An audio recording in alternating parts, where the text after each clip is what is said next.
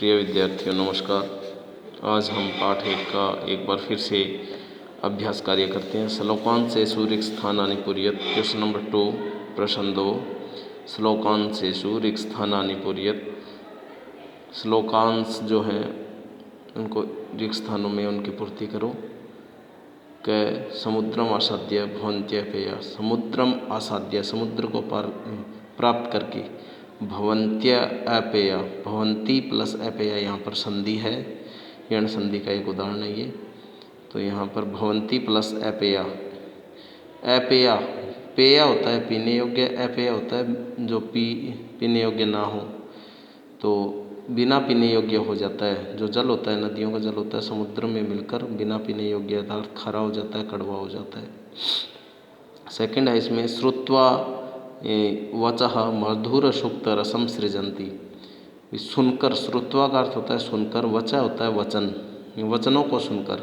कैसे वचनों को सुनकर? अच्छे लोगों के, सज्जनों और दुर्जनों दोनों के वचनों को सुनकर। मधुर सुक्त रसम, मधुर मीठे सुक्ति रूपी रस का सृजंती उत्पादन करते हैं या पैदा करते हैं। कौन करते हैं? संत लोग करते हैं। जिस प्रकार मधुमक्खी अनेक प्रकार के फूलों पर बैठकर शहद पैदा करती है, उसी प्रकार संत लोग भी मधुर वचन, सभी के वचन सुनकर मधुर सुक्ति रस पैदा करते हैं। गय भाग है तद भाग देयम परमम पशुनाम। ये श्लोक साहित्य संगीत कला वाले से संबंधित है। भी तद भाग देयम वह सौभाग्य है, वह सौभाग्य है परमम परम सौभाग्य किसका है? पशुनाम पशुओं का। पशुओं का परम सौभाग्य है कि वो जिस इंसान घास नहीं खाता। कैसा इंसान? जिसके पास ना साहित्य है, ना संगीत है, ना कला है, कुछ भी मतलब उसके पास विशेषता नहीं है। तो ये पशुओं का सौभाग्य है कि वो घास नहीं खाता। अगर वो घास खाता होता तो पशु क्या खाते? इसका अर्थ ये है यहाँ पर। उसके बाद में विद्या फलम व्यसनिना कृपणस्य सौख्यम। विद्या फलम, विद्या फल नष्ट हो जाता है। किसका हो जाता है? व्यसनिना।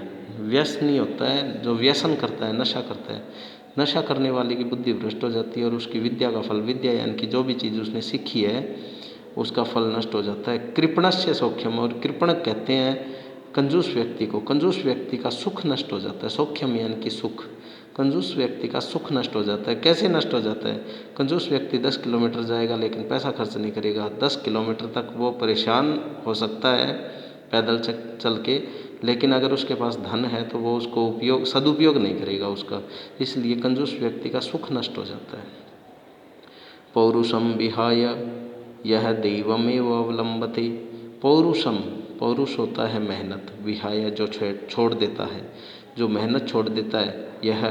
यह जो पौरुषम विहाय मेहनत को त्याग देता है। देवमेव अवलंबते, देवम भाग्य का ही, देवम भाग्य का, एवं माने ही, देवमेव भाग्य का ही, अवलंबते सहारा लेता है। मेहनत को छोड़कर जो भाग्य का सहारा लेता है। आगे है चिंतनिया ही विपदाम आदावेव। आदाव यहाँ पर आदु प्लस एव है, संधि विच्छेद कर सकते हैं यहाँ पे। आदावेव प्रतिक्रिया। चिंतनिया ही विपदाम, विपदा के आने से पहले ही चिंतनिया सोच लेना चाहिए। विपदाम आदावेव, विपदा के आने से पहले ही, प्रतिक्रिया चिंतनिया, उसकी प्रतिक्रिया यानी कि उसका इलाज चिंतनिया सोच लेना चाहिए। उसके बाद में प्रश्नानाम उत्तराणी एक पदेन लिखित। प्रश्नों के उत्तर एक पद में लिखो। तो इसने कहा व्यसनी न किम नश्यति, व्यसनी व्यक्ति का क्या नष्ट हो जाता है? तो विद्या फल नष्ट हो जाता है। कस्या यशः नश्यति, किसका यश नष्ट हो जाता है? तो ये लुब्धस्य, लुब्ध यानी कि लालची व्यक्ति का यश, इज्जत नष्ट हो जाती है। जो लालची होता है उसका सम्मान नष्ट हो जाता है। फिर बोला मधुमक्षिका किम जनयति, मधुमक्षिका क्या पैदा करती है, क्या बनाती है? मधुमक्षिका माधुर्यम, मीठा पैदा करती है। क्या? मीठा शहद पैदा करती है। माधुर्यम जनयति, मधुरता पैदा करती है मधुमक्षिका। आगे है मधुर सुक्त रसम के सृजंती। मधुर सुक्त रसम का सृजंती, निर्माण कौन करता है? मधुर सुक्ति रूपी रस का निर्माण कौन करता है? संत लोग करते हैं। सज्जन लोग और दुर्जन लोगों से मिलकर सबकी बातें सुनकर अंत में मधुर सुक्त रसम सृजंती। कौन सृजंती? के सृजंती, कौन निर्माण करते हैं? संत लोग। अर्थिनः केभ्य विमुख नय, अर्थिना होता है मांगने वाला। केभ्य किन के पास जाकर, विमुख होकर, खाली हाथ, न यंती नहीं लौटता।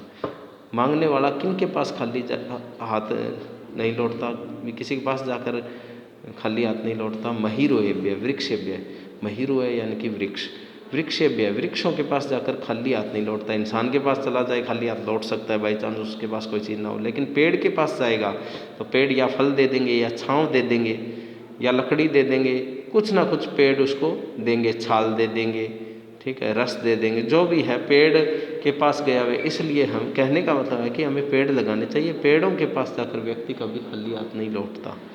उसके बाद में है प्रश्न नंबर 4, अधोलिखित तद भव शब्दानाम कृते पाठात् चित्वा संस्कृत पदानि लिखत। संस्कृत के पदों को लिखिए तद्भव शब्दों के लिए। तद्भव जो शब्द हिंदी में है, तत्सम शब्द हैं जो संस्कृत से संबंधित हैं, तद्भव शब्द जो हिंदी में प्रयोग किए गए हैं। इन तद्भव शब्दों के लिए पाठ से चुनकर संस्कृत के पद लिखिए। कंजूस, कंजूस को कहते हैं कृपण। कड़वा, कड़वा यानी कि कटुक, कटुकम, कड़वा कटुकम। नेक्स्ट यहाँ पे है पूंछ। पूंछ को क्या कहते हैं? पूंछ को पुच्छ कहते हैं। पुच्छ यानी कि कहीं कहीं इसको लांगुल भी कहा जाता है, लांगुल शब्द भी पूंछ का है। लांगुल लंगूर से संबंधित जो पूंछ है, यानी कि पूंछ के बल पर कोई कार्य किया जाता है। लांगुल और पूंछ, ये यहाँ पर पूंछ शब्द का एक तो पुच्छ और एक लांगुल, दोनों में से कोई भी कर सकते हैं। लोभी व्यक्ति, लोभी वो कहते हैं लुब्ध, जो लोभी होता है उसको लुब्ध बोला जाता है। मधुमक्खी, मधुमक्खी को मधुमक्षिका, मधुमक्षिका, मधु माने शहद, मक्षिका माने मक्खी, शहद वाली मक्खी को मधुमक्षिका कहा जाता है। साधारण मक्खी को मक्खी कहा जाता है, मक्षिका कहा जाता है।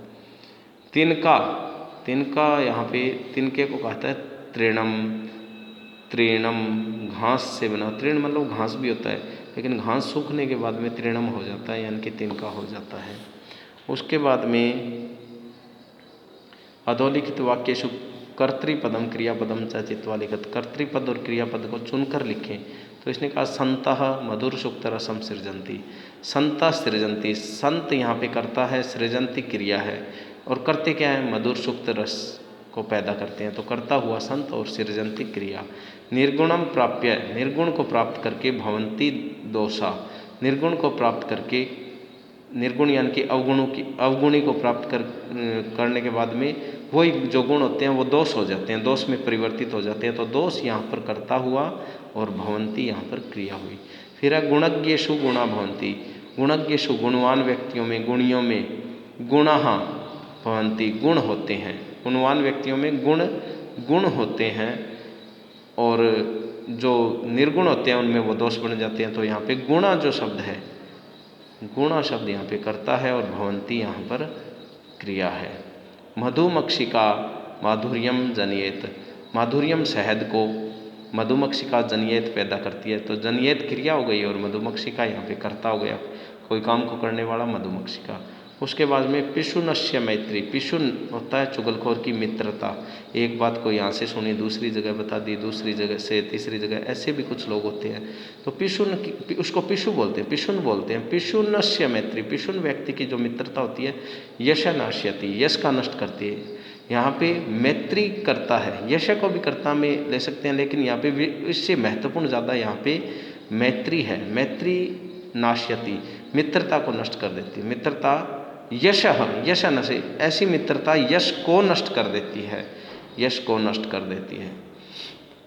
उसके बाद में नद्यः समुद्रम आसाद्य अपेया भवन्ति। नद्यः, नद्य यानी कि नदियों का जो जल है, समुद्रम आसाद्य समुद्र में मिलकर अपेया बिना पीने योग्य भवन्ति हो जाता है। पीछे आया था ना भवन्त्यपेया, ये रहा अपेया भवन्ति, ये आगे पीछे करके दे दिया।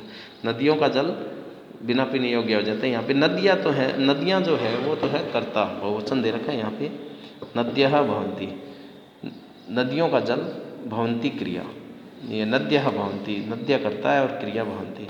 उसके बाद में रेखांकित पदानि आधृत्य प्रश्न निर्माण करोत। रेखांकित, यहाँ पे गुणा शब्द दे रखा है। गुण, गुणवान व्यक्तियों में गुण कहलाती है, गुण होते हैं वो गुणवान में गुण कहलाते हैं, और निर्गुण में जाकर, निर्गुण यानी कि अवगुणी में जाकर वही गुण दोष बन जाते हैं। तो गुणः यहाँ पे गुणा बहुवचन है, गुण गुण गुणः, कै कौ के गुणज्ञेषु गुणा भवन्ति, यहाँ पे प्रश्नवाचक चिन्ह आएगा। उसके बाद में नद्य सुस्वादु तोया भवन्ति, नद्य यहाँ पे प्रथमा का बहुवचन है, का के कहा, कहा सुस्वादु तोया भवन्ति, नद्यः नदियों का जो तोया यानी कि जल होता है वो मीठा होता है, तो नद्य की जगह कहा और पीछे प्रश्नवाचक चिन्ह। फिर लोभधस्य, षष्ठी विभक्ति है, लोभधस्य, तो यहाँ पे आएगा यश नश्यति, लोभी व्यक्ति का यश नाश हो जाता है। तो इसने पूछा अंडरलाइन कर रखा है लोभधस्य यानी कि लोभी का, तो यहाँ पे आएगा कस्य, किसका, किसका यश नष्ट हो जाता है, प्रश्नवाचक चिन्ह आ गया। फिर मधुमक्षिका माधुर्यम एव जनयति, मधुमक्षिका मधुरता को ही पैदा करती है, यहाँ पे का कौन, मधुर्यम एव जनयति, प्रश्नवाचक चिन्ह आएगा। तस्य मूर्धनि तिष्ठन्ति वायसा, उसके मुंह पर वायसा यानी कि कौवे तिष्ठन्ति बैठते हैं, तो यहाँ पे मुंह पर बैठते हैं, तो इसका प्रश्न बनेगा